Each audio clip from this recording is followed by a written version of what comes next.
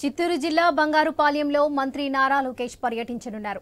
Dialysis సెంటర్ను ప్రారంభించి అనంతరం ప్రజావేదిక నిర్వహించనున్నారు. దేవుడితో రాజకీయాలు చేస్తే నాశనమవుతారని తాము ఆనాడే చెప్పమన్నారు మంత్రి నారా లోకేష్.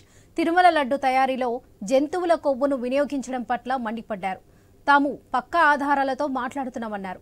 లడ్డు తయారీ నాణ్యతలో, తూకంలో గోల్మాల్ జరిగిందని, వీటిపై ఎంక్వైరీ నిర్వహిస్తున్నామని, ముఖ్యంగా తిరుపతి తిరుమల దేవస్థానంపై అనేక సార్లు వారి అరాచక పాలనపై విమర్శించినట్లు తెలిపారు నారా లోకేష్.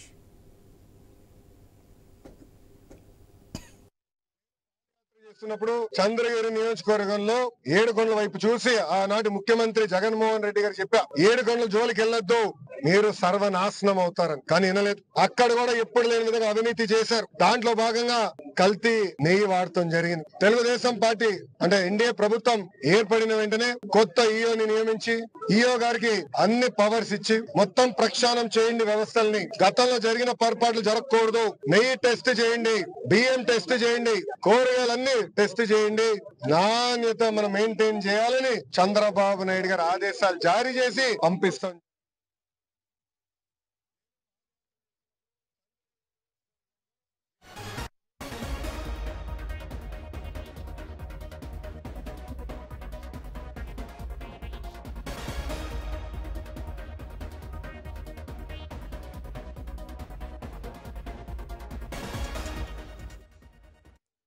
జిల్లా బంగారుపాలెంలో మంత్రి నారా లోకేష్ పర్యటించనున్నారు. డయాలసిస్ సెంటర్ను ప్రారంభించి అనంతరం ప్రజావేదిక నిర్వహించనున్నారు నారా లోకేష్. ఇదే విషయానికి సంబంధించి మరిన్ని అప్డేట్స్ మా ప్రతినిధి వర్మ అందిస్తారు. వర్మ, చెప్పండి. ఈరోజు మంత్రి నారా లోకేష్ చిత్తూరు జిల్లా బంగారుపాలెం మండలంలో ఆయన పర్యటిస్తున్నారు. పర్యటన కోసం నిన్న రాత్రి ఆయన ఇక్కడికి చేరుకోవడం జరిగింది.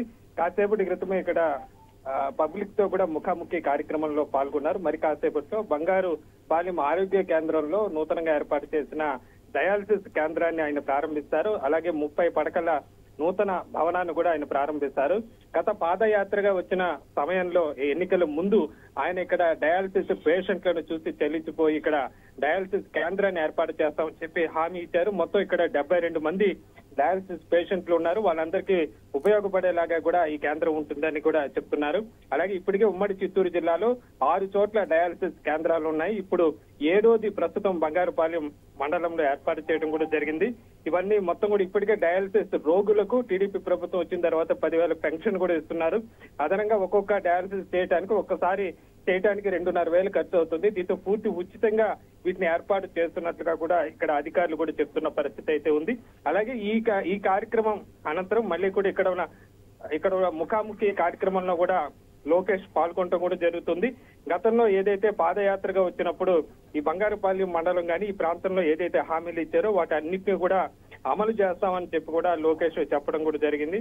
అలాగే నిన్న జరిగిన తిరుమల ఇష్యూ పైన కూడా లోకేష్ స్పందించడం కూడా జరిగింది. దీనిపైన కూడా విచారణ కొనసాగుతోంది. వైసీపీ ప్రభుత్వం ఉన్న సమయంలో ఈ విధంగా తిరుమల పవిత్రతను దెబ్బతీసేలా వ్యవహరించారని చెప్పి కూడా ఆయన కూడా చెప్పడం జరిగింది. ప్రస్తుతం అయితే లోకేష్ తగ్గువారిపల్లిలో ఉన్నారు. ఇక్కడ కళ్యాణ మండపం దగ్గర కాసేపటి క్రితమే ప్రజా సమస్యల పరిష్కార వేదికలో పాల్గొన్నారు. మరి కాసేపట్లోనే డయాలసిస్ సెంటర్ ను కూడా ఆయన ప్రారంభిస్తారు. అలాగే రెడ్ క్రాస్ సొసైటీ ఆధ్వర్యంలో బ్లడ్ డొనేషన్ క్యాంపును కూడా ఆయన సందర్శిస్తారు. అలాగే అవుట్ పేషెంట్ విభాగాన్ని కూడా ప్రారంభించి అనంతరం కోటూరులో ప్రజలతో ముఖాముఖి కార్యక్రమంలో పాల్గొని అనంతరం ఈ రోజు లోకేష్ తిరుగు ప్రయాణం అవుతారు. లోకేష్ రాక సందర్భంగా ఇక్కడ అధికారులు ఇప్పటికే అన్ని రకాల ఏర్పాట్లు చేశారు.